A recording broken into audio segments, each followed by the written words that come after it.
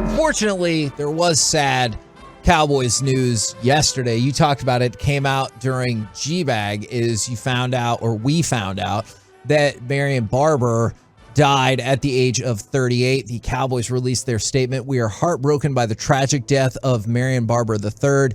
Marion was an old-school, hard-nosed football player who ran with the will to win every down. He had a passion for the game and love for his coaches and teammates. Our hearts go out to Marion's family and friends during this difficult time. Now, something in that statement I really thought about a lot is, I'm sure there was people before, but Marion Barber was one of the people that I reflected on and was like, why isn't that person the starter?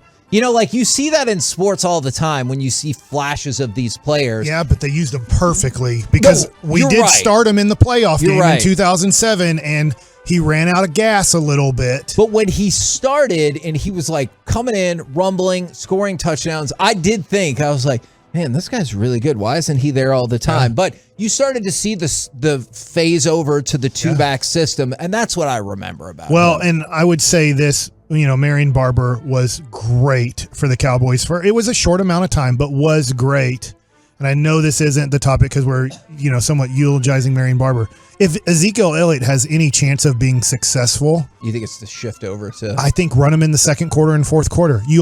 Marion Barber, I don't know his carries per quarter, but when he was really good with the Cowboys, he might have had 2 carries in the first quarter and 2 carries in the third quarter. But as a team started wearing down, it was like, now bring in this guy who is going to look for contact and just try to destroy guys while they're tired and he's fresh. And I know it shouldn't be this topic, sorry, but I'm like, maybe Ezekiel Elliott can be successful if you use that big guy that way. We're only going to use you when the other team seems tired. And I saw this, and this is just, and I think about this all the time, and I bet other people think about it too. It just makes me so sad. Not only obviously the death, but the police in Frisco said in their statement they responded to a welfare concern.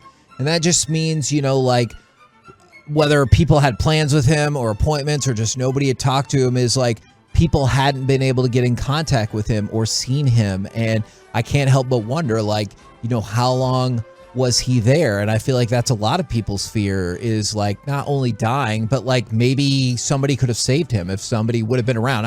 I know we'll get more details about this, but it just it was definitely a downer. And I saw a lot of people on social media putting out really nice, eulogies or comments about Marion Barber. He was only 38 years old. Tough. Peyton brought this to our attention. This is what ABC News tweeted out last night, and it's still up as we speak.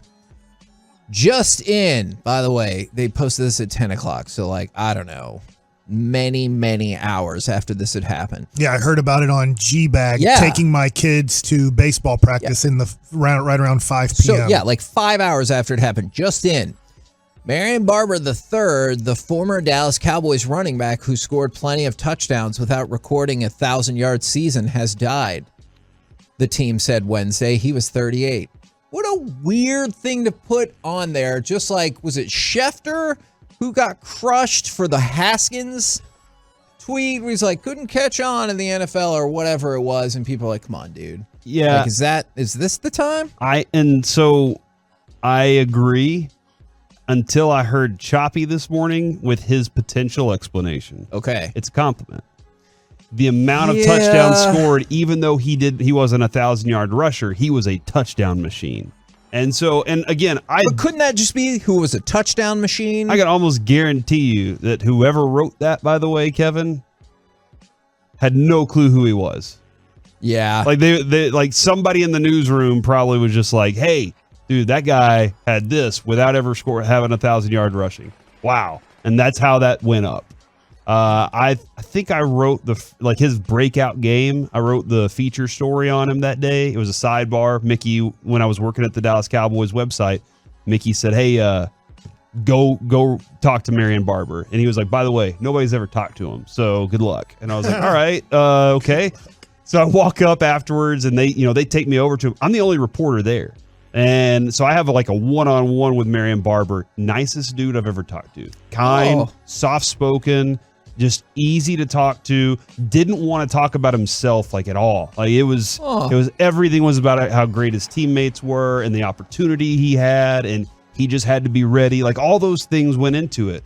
And then afterwards, Todd Archer walks over and was like, "Hey, can I get those quotes from you?" And I was like, "Sure, Todd Archer, whatever you need, man." But like that was my takeaway was I always rooted for Marion Barber, even as a reporter, because when you, just like we always do with the nice guys, Kevin, I feel like you kind of like them a little more. You're a little more excited about rooting for somebody you deem as a pretty good dude. No, I think that is, I think that's absolutely But I fair. will say qualify that under the idiot category and do better at writing headlines journalism. Yes. Do you agree, think, Peyton?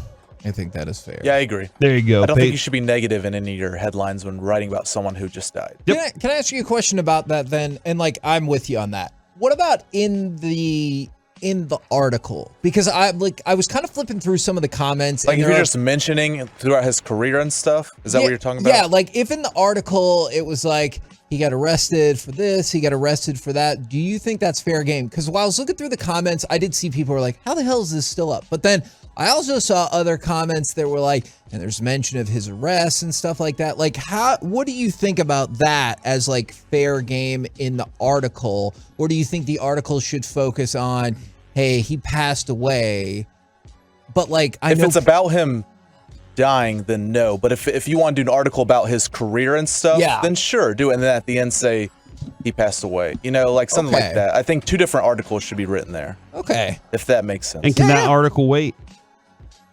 Yeah, no, absolutely. I like the one time I would say it probably wouldn't wait is if like, and just for the record, do not know this to be true whatsoever, is it like if he had died of like a drug overdose or something like that, or like something that had haunted his post-football career, like then I don't think it can probably wait. But since like we still, as of this morning, there still hadn't been any identified cause of death, then I think I do see the method of which that article can wait. I just really wanted to get y'all's thoughts because I was flipping through the comments and I was like, oh, that's fascinating. I hadn't really considered that.